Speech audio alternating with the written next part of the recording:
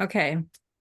All right. So today is a reminder of the importance of self-care. It's something that as business owners, we forget because we learn to put ourselves last and we prioritize everybody else around us. So today we're just going to talk about, first of all, what is self-care, the challenges, what are the various aspects, and then of course some tips how you can deepen your self-care. And then if you've got any questions, I'm here to answer those as well. So I've got a very basic model for that. You know how we talk about you need, if your cup runneth over. I prefer to actually say you need to fill we pour from a jug. We give to other people all the time. And what we need to do is we need to fill that jug. That's the important thing because you can't pour from an empty jug. It's just not possible. But we keep doing it. So the thing is, when you ask yourself, am I worth taking care of myself? A lot of people go, I'm not really sure. So here I am to remind you, yes, you are worth it. So it's really important that you remember that you need to fill your jug first before you start pouring. So what are the various aspects of self-care? So there's first of all the physical self-care. So that's everything that supports your body. Then we have everything that sustains your emotional well-being, and then everything that sustains your mental clarity. So there are various aspects. I mean, you can probably add spirituality and all sorts of other things that you can think of to that, but those are the basic self-care principles. So what challenges self-care? So work, of course, that's what we're here for. I mean, we all want to work on our career, on our income and all of that. So often people prioritize work. And I see this over and over with my clients. They work on weekends. They write emails at 10, 11 o'clock at night. They get up at 4 o'clock in the morning to attend, networking meetings in other time zones. And then they work full days. And, it's a really tough gig, especially when you are self-employed. Children, of course, when children need us, we are there for them. And then, of course, there's this whole thing about constant change. So when we constantly have to adapt to changing circumstances, like I don't know about you, but I have updates for software. I had some issues with Dropbox today, and that took an hour out of my productivity just to take care of. And during that time, I could have, maybe gone for a walk. But no, I took care of these things. And I'm sure you've got dozens of examples like that. So because there's never enough time. And then while we're doing all of these things, everybody expects us to be happy and upbeat. You may remember I talked about how we talk about to people and we tell them that we're fine, which is an acronym. We're fed up, irrational, neurotic, emotionally unavailable.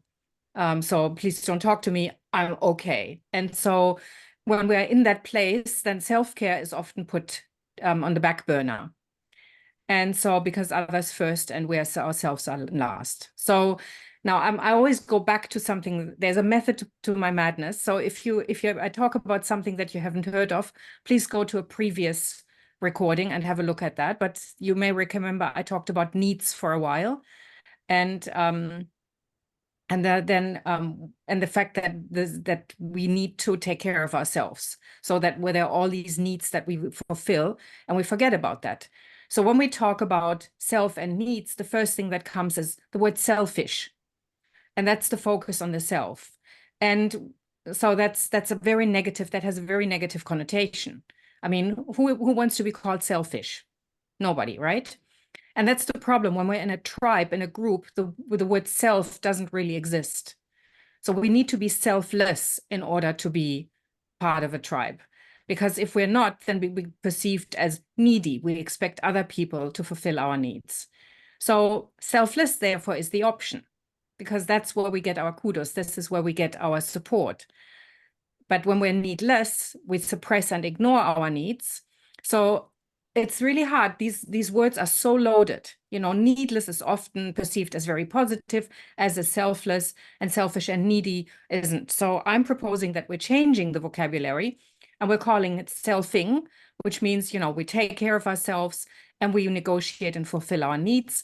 And then there's needful, where we also recognize our needs that are necessary for us to thrive. So if you haven't thought about your needs yet, I would highly recommend that, because that will definitely help you with your self-care. So you will know whether you need solitude or whether you need connection, whether you need efficiency or whether you need to have a rest.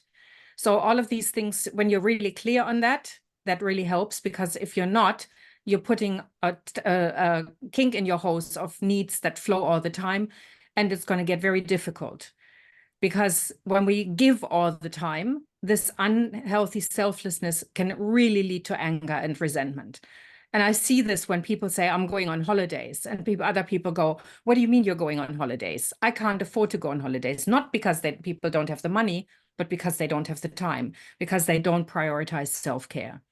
And so what happens, people get more and more exhausted, which eventually leads to illness. So the antidote for that is ask for help and give what you can. So that's really important, because what happens then when you self-care, your needs flow. And so then you can have the clarity and you can have the ability to play and fulfill all of those needs that are so important to us. So here are some tips to enhance your self-care. So first of all, take a deep breath. Oxygenating your brain is a really, really useful thing, because we need it in order to think. So every now and then stop. Notice whether you're breathing shallowly or whether you can take a deep breath, which also resets your parasympathetic nervous system, which is the recharge and repair and restore system.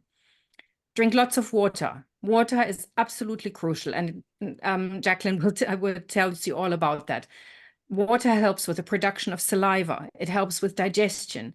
It helps with blood circulation. It helps with body temperature. It helps to transport and absorb nutrients. The list goes on and on.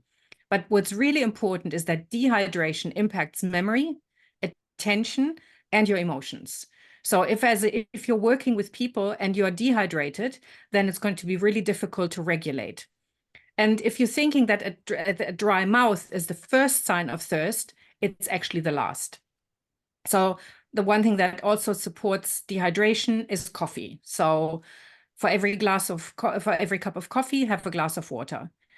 The other thing, of course, and I don't need to tell you that, you all know all about that, sugar is highly addictive and destroys the gut flora. And that is where 80% of our immune system sits. And also serotonin is produced in the gut, and that's our contentment hormone. And when our gut is out of order, it's going to be really, really difficult to get into that state of contentment. And also, you know, what they say, if we're eating garbage in, garbage out. So our cells are built on then what we feed them. Move your body. Walk, dance, wiggle, whatever it is. Stress reduces, movement reduces stress. It oxygenates the body and also the brain again, and it produces endorphins, which are also uplifting and supporting us in connecting with people and being content. Go into nature. You might have heard of Shirin-joku, which is the Japanese word for forest bathing. Now we have all this, we know that being in nature is absolutely restorative for us. And so if you can put your feet on the ground, on grass for 10 minutes, you will already have recharged your system and your parasympathetic nervous system and reduced your stress. With time to reflect, you don't need to meditate and eliminate everything, but every now and then defrag your internal computer, because it opens up your ability to be creative and have new ideas and increases also your self-awareness. And moreover, what it does, it also will help you become more patient and tolerant, because you're not running on full throttle all the time. Stay connected to your inner child. Have some fun, have some play. I don't know what you do. I have a bubble wand out on my deck. Occasionally, I go outside and blow some bubbles. So whatever you do, just have some fun, because life isn't meant to be serious.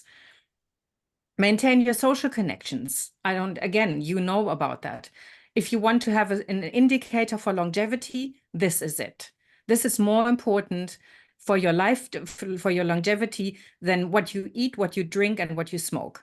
So if you can go and maintain those connections, are not just really close connections, but also those loose social ties, the people that you meet in the street, the people you network with that don't know you really well, but they know you. And then, of course, last but not least, practice gratitude, because that's the emotion that supports your immune system the most. And also what it does, it will shift the way you look at the world. So if you're really stressed out and focus on what works, you will probably find that things get easier. So enhance your self-care by negotiating your needs and setting your boundaries. Again, we have a thing about a video about that. And remember, put on your oxygen mask on yourself first. You're no good to anybody else when you're unconscious in the aisle. So thank you so much. If you'd like to find out more about how you can enhance your self-care, please get in touch and have a little chat with me. Excellent. Thanks very much for that, Angela. Does anybody have any questions for Angela at all, please? Just put your hands up. Thank you, Ross. So everybody took all the messages out of that. Who saw themselves in some of the stuff that we should be changing? I did. Excellent. Okay, we're doing pretty good today. The thing is, we don't have Jay here to talk about what he's done with the platform or anything. We don't have a member spotlight. So really, I think I might just pull somebody out of the group and just, hey, Sheridan, tell us a little bit more about your business and in particular, why you're doing what you're doing. Well, I came to MEM a few years ago when I was struggling with a few things and didn't know why. And so I was introduced to MEM, and I experienced domestic violence a long time ago, thought I'd dealt with it all, and it was all gone, but no. I was to find out that there was still, in my first session, there was stuff that came up that I didn't realise was still in there causing me problems. So that's why my passion is to help others, get rid of that stuff from the past once and for all, so they can move on and not let their past affect their present, and so they can have an amazing future. And that's why I specialise in helping women that have experienced domestic abuse and domestic violence, because it's very close to my heart. I'm very passionate about it. And yeah, it's a very simple practice. The gentleman that discovered and developed it is an Australian, and unfortunately no longer with us. He was 92 when he passed, but amazing man. He's got an amazing story, John Mace, and it shows you there's other therapies out there that are very effective in helping any sort of emotional disturbance, even addictions and phobias and PTSD, all those sort of things that are related to things that have happened to us in the past, whether it was when we were a child or, 2 years ago, whenever, last week, whatever. Often these things leave us with a little scar inside, and maybe not a little scar, but a big scar. But I've had people say to me, "Oh, I've dealt with that. I'm over it." But they're running around being angry and not being a nice person, and they're just going, "Oh, that's just me. I was born that way." But we're not. It's just important for people to realise that we don't have to live with these negative thoughts and feelings that our emotional baggage, if you want to coin it another way. We don't have to live with it. We can get rid of it, and we can get rid of it for good, so it stops holding us back from what we can achieve, our goals and our dreams and all that kind of thing. So yeah, in a nutshell, I think. Excellent. Fantastic. Gordon, what about you, mate? Tell us a bit more about your business, with your transition. And by the way, you're still muted.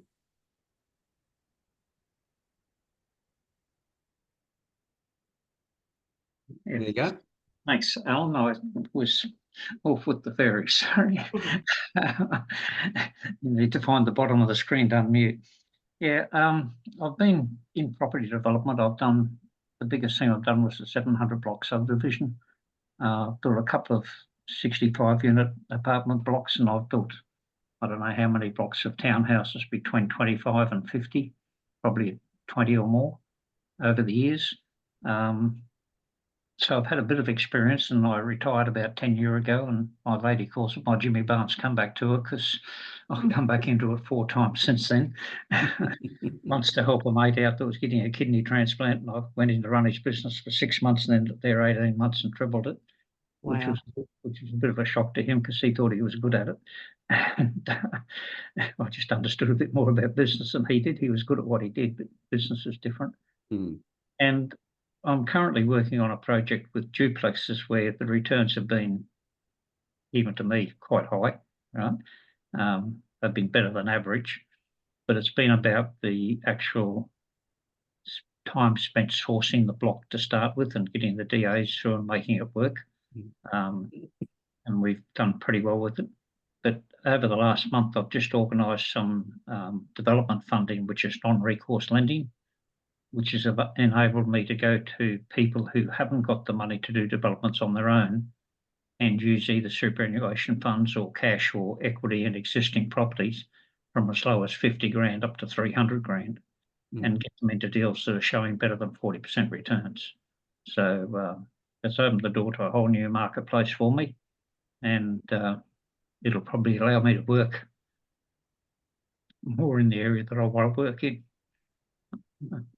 Excellent. I don't do what I do for the money. I'm not quite comfortable. I've made money for other people, so it goes along that I've made money for myself as well. And I charge people a percentage of what I make them to make the deal work. So unless they're making money, I'm not making anything. So to me, it's not much use doing the deal if there's no profit in it. So even though I don't have to work, I don't like working for nothing. I think my time can be better spent being productive, doing something that works, right?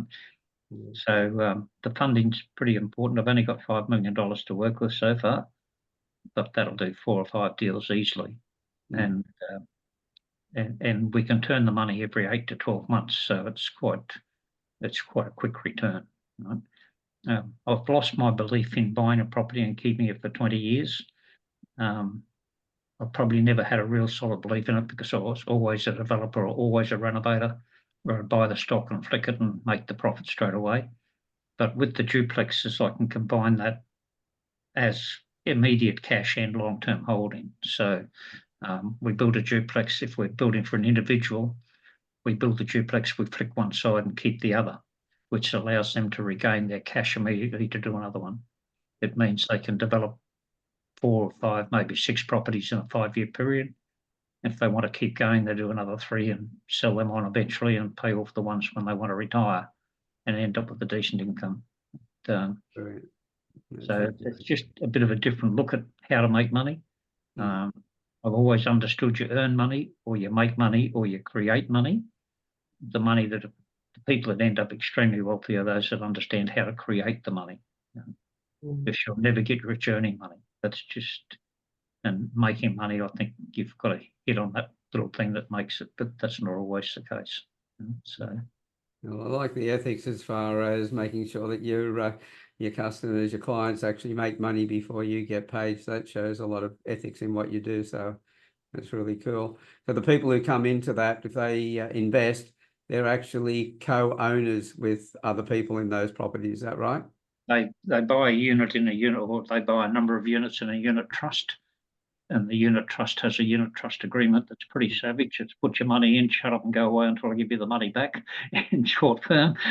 But it's in legal jargon. But the reality for that is I don't want people who don't know what they're doing interfering in the monitoring figures of other people who are serious and really want to make it happen. So I'm quite clear about the agreement. I've had a couple of people say, oh, I won't sign that. I've gone, that's fine, go away. Because at the end of the day, I think in the market that I'm starting to look at, I think there's more people available than I can work with. So it's really, I can afford to get a bit fussy. So it's, yeah, it's just interesting. Excellent. That's good. Okay. And one more while we're at it, Neville. Yeah, I'm not quite sure where to start with where I'm going with my business. I mean, I work with people who are going through transition basically because my own life journey has been one of dealing with lots of different transitions around relocation in particular, but also things around relationship changes that often come with that, and my own experience of burnout. So yeah, so I'm not just coming from a theoretical perspective, I'm coming from some lived experience around what can happen when the world goes pear-shaped and suddenly you have to adapt very, very quickly in very stressful situations to situations that sometimes you didn't choose and sometimes you did choose, but they end up with unintended consequences. So what I'm really interested in is helping people to understand their emotional responses and what they mean, and to then also look at their behavioral responses and looking at the patterns that are there and assessing for themselves whether or not they're helpful or not helpful for the current situation or for long term. and then normalizing a whole bunch of the experiences that come with transition, because a lot of times we expect way too much of ourselves when our world changes. We think that we should be able to cope, we should be Superman or Superwoman and be able to handle everything without any consequence whatsoever, and that's simply not realistic at all. So a lot of what I'm doing is helping people to have permission to just be themselves and to have the experience that they're experiencing, and then to understand what that's saying about where they're at, not about who they are. So a lot of stuff there around identity that I end up working with as a byproduct of what's going on, and helping people to realize that just because I might be having a difficult time going through this transition, it doesn't mean that I'm a terrible person. Excellent.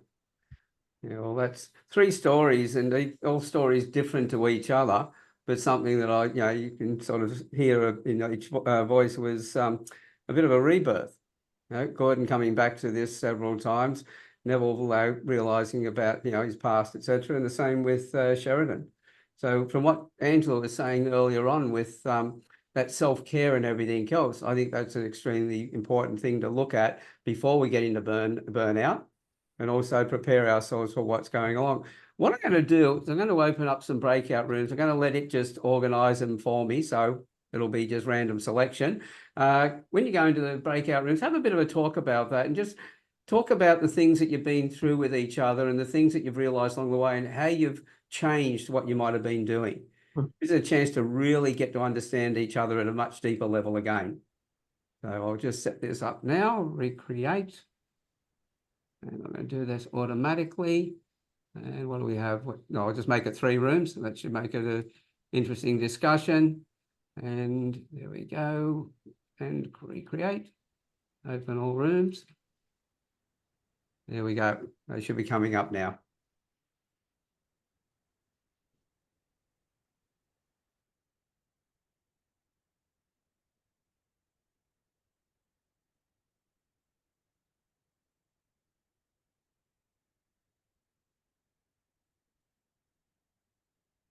What's going on here?